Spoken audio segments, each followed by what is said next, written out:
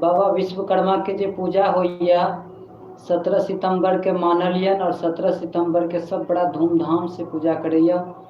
आओ अहाँ सबके प्यार या एलो हन स्टूडियो पूजा करे के लिए।